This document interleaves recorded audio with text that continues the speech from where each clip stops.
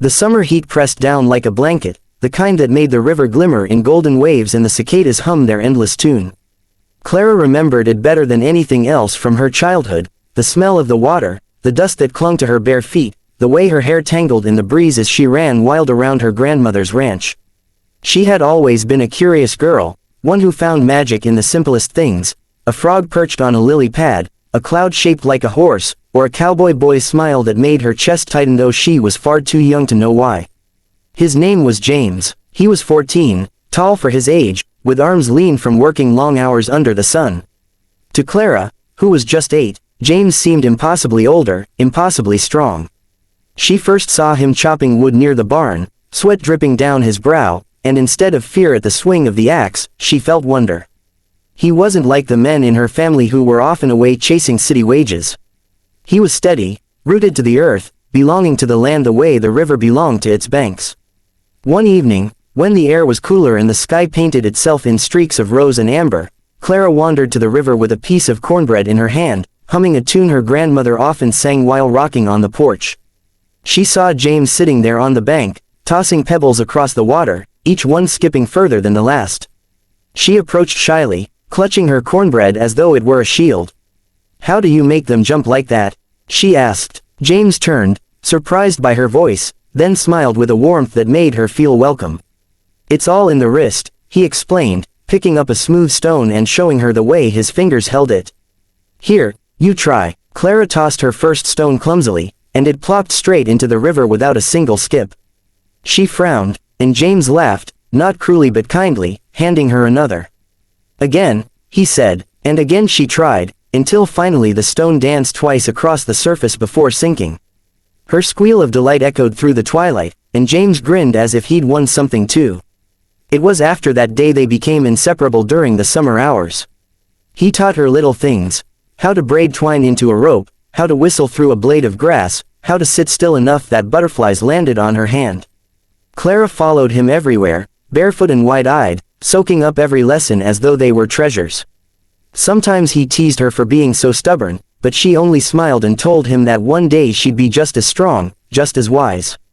He never argued. Instead, he looked at her with a softness she couldn't name back then, though years later she would understand it was the beginning of something sacred.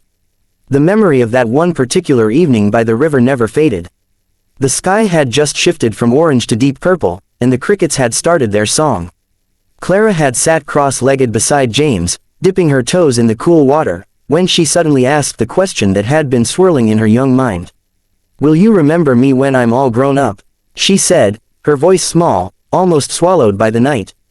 James tilted his head, studying her with curiosity. He could have brushed her off, laughed it away as the silly thought of a child. But he didn't. He leaned back on his hands, staring at the stars just beginning to appear. "Of course I will, Clara," he answered gently. "How could I forget?" She watched his profile, the way his jaw caught the last light, and something inside her stirred.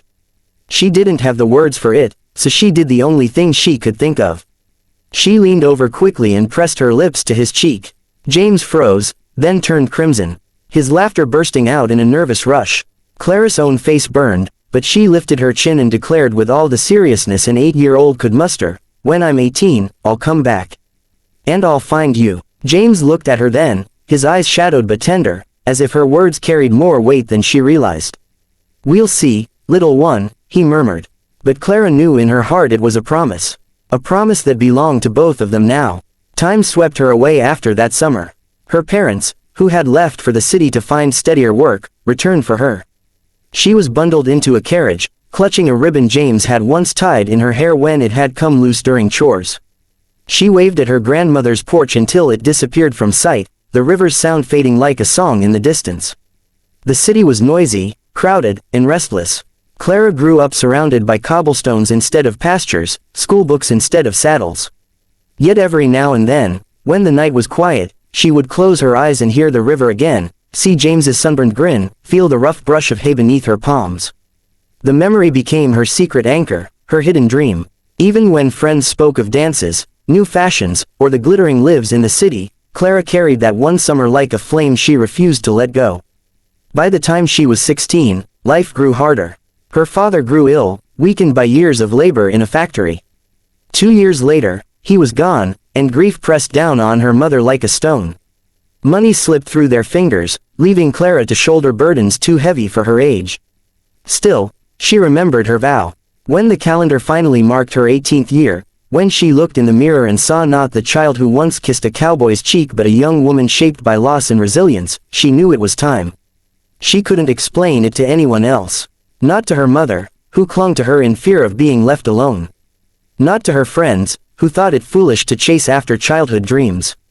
But Clara's heart was set. She sold what little she owned that wasn't essential, packed her belongings into a single worn trunk, and bought passage back to the ranch town where the river ran and promises lingered. The coach ride rattled her bones, each mile carrying her closer to the past she had carried like a secret star. When the wheels finally screeched to a halt at the small depot, Clara stepped down with trembling legs. The air hit her first, the dry, dusty scent of horses, hay, and pine, so different from the city's smoke. She closed her eyes and inhaled deeply, as though the land itself welcomed her home. The town looked older, weathered, but familiar. Children ran down the street, women haggled in the marketplace, and men tipped their hats as they passed. She asked softly about James, unsure if anyone would even recall his name. But they did. James Turner, a shopkeeper said with a nod. Fine cowboy now, runs cattle down at the east pasture. Hard worker, that boy. Built himself into a man the whole town respects. Clara's heart pounded, her promise echoing in her ears like the sound of hooves on hard earth. She followed the dirt road toward the pasture, the sun lowering behind her, painting the sky in shades of gold. When she finally saw him, her breath caught in her chest. James was no longer the lanky boy skipping stones at the river. He stood tall, shoulders broad from years of work, a man shaped by the land. His hair was darker, his jaw stronger, but his eyes, those eyes she remembered, still held that steady calm. He was tying his horse, his hands moving with the practiced ease of someone who knew every rhythm of ranch life. Clara stopped a few feet away, her heart racing faster than it ever had in her life. She wanted to speak, to call his name, but fear and hope tangled inside her throat. James finally noticed her standing there. He straightened, narrowing his eyes slightly, cautious but polite. "Can I help you, miss?" he asked, his voice deeper now, steady as the river itself. Clara swallowed hard, clutching the ribbon in her pocket, and whispered, "You promised you'd remember me." For a moment, silence stretched between them, heavy with 10 years of absence. James frowned slightly, studying her face, then suddenly his expression shifted. Recognition flooded his features, softening his guarded stance. His lips parted as if her name had just slipped free from a locked place in his heart. "Clara," he breathed, the word trembling in the quiet air. And in that instant, with the river just beyond and the sun sinking low, the past and present collided. She had kept her promise. The days after their reunion stretched out like threads pulling them back together and yet testing the strength of every fiber between them. Clara hadn't expected it to feel so strange to stand in front of James again. He was no longer the boy who had laughed nervously at a child's kiss. He was a man with responsibilities that weighed on his shoulders like sacks of grain, a man who had carved out his place in the world through sheer grit. His life had become tied to the ranch, the cattle, and the town that leaned on him. Clara felt both drawn to him and frightened by the changes. She wondered if he still saw her as the little girl who once skipped stones by his side, or if she could ever prove to him she belonged in the world he had built. At first, James was cautious, polite but distant, as though unsure how to place her in the picture of his life. Yet something in the way he looked at her lingered, longer than courtesy demanded, softer than strangers allowed. He invited her to stay for supper at the ranch house, though his voice held a hesitation she caught but didn't mention. Clara accepted, sitting at the long wooden table where oil lamps flickered, casting warm light over the scarred wood. She looked around and realized how different his world was from the one she had come from. Her city friends would have called it simple, even rough, but Clara saw the quiet strength in its simplicity. She noticed the neat rows of boots by the door, the lasso coiled carefully on a peg, the clean dishes stacked with care. It wasn't grand, but it was honest, and that honesty wrapped itself around her heart. Still, whispers followed her wherever she went in town. People weren't unkind, but they were curious, and curiosity in a small town always carried a sharp edge. Clara overheard a pair of women at the mercantile one morning, their voices just low enough to pretend they weren't meant to be heard. "She left when she was a child," one said. Now she comes back, just when James has made something of himself. What's she really after? The word stung, though Clara kept her chin high. She wasn't here for fortune, nor for pity. She was here because a promise had lived inside her for a decade, and she could no longer ignore its pull. But proving that to others, and perhaps to James himself, would take time. James struggled in his own way. He lay awake some nights staring at the ceiling, listening to the crickets outside, asking himself if he could trust what was happening. Clara had returned, yes, but would she stay? Would she hold to her words, or would she vanish again the moment life grew hard? He wanted to believe in her, but years of losses had left scars he didn't show easily. His father's absence, the droughts that had nearly broken the ranch, the friends who had left town searching for easier lives, all of it had hardened him. Trusting Clara meant risking his heart, and he wasn't sure he could afford to lose again. Yet each day she proved herself in quiet ways. She woke early and helped with chores, her skirts dusted with hay, her fingers raw from mending tack. She didn't shrink from work that would have turned most young women away. Instead, she rolled up her sleeves and laughed at her own mistakes. James watched her struggle to lift water pails too heavy for her frame, watched her bite her lip in determination until she finally managed. He watched her smile at the ranch hands, her kindness softening their gruffness, and he realized she was becoming part of the place, not just a visitor. The turning point came when the sky withheld its rains.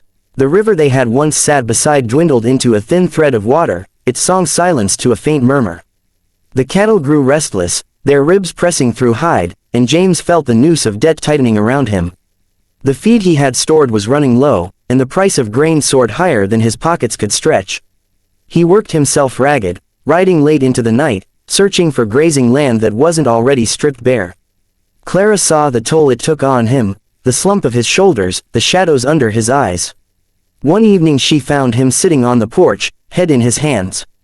Without a word, she sat beside him, laying her small hand over his calloused one. "You don't have to fight this alone," she whispered. James looked at her then, really looked, and something inside him broke open. He had carried burdens alone for so long that he had forgotten what it felt like to share them. Clara's presence reminded him that he wasn't meant to bear the weight by himself. She went further than words, though.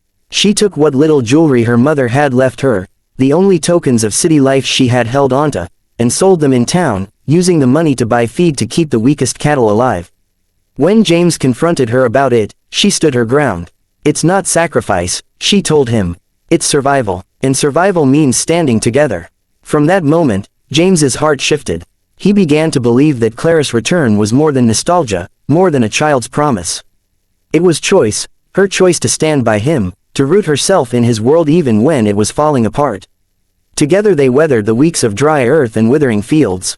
James worked from dawn until stars filled the sky, and Clara stood by his side, offering strength in her quiet, steadfast way. When the rains finally came, they came heavy, drumming against the earth, filling the river once more until it roared with life. The cattle grew strong again, and the grass returned, green and lush. Relief washed through the town like a blessing, but for Clara and James, the rain meant more. It was proof that even the harshest seasons could be endured if you held on long enough. One evening not long after, James asked Clara to walk with him. They went down to the river, the same spot where she had once kissed his cheek 10 years before. The water sparkled under the moonlight, the air cool and alive with the sound of rushing current. James turned to her, his face etched with emotions he could no longer hide. "You kept your promise," he said softly, his voice rough with feeling. Clara's eyes glistened as she met his gaze. "And so did you," she whispered. He reached for her hands, pulling her closer, and for a moment they simply stood there, letting the past and the present fold into one. Then, slowly, James leaned in, and this time their kiss was not clumsy or fleeting. It was deep, tender, filled with the years they had lost and the years waiting ahead. The town that had once doubted Clara soon saw the truth of her devotion. They saw the way she worked beside James, the way they looked at each other, the quiet strength they carried together. Respect replaced suspicion, and whispers gave way to nods of approval. Their story became something larger than themselves, a reminder that sometimes the smallest seeds planted in childhood could grow into the strongest roots in adulthood. And though life would continue to bring its challenges, storms, debts, disagreements, they knew now that they weren't walking alone. Clara had come back, not for wealth, not for comfort, but for the promise she had made by the river. And James, who had once feared being left behind, realized he had found not only love but a partner who would stay. The river flowed on beside them, steady and unyielding, like the bond they had finally chosen, freely and fully, to embrace.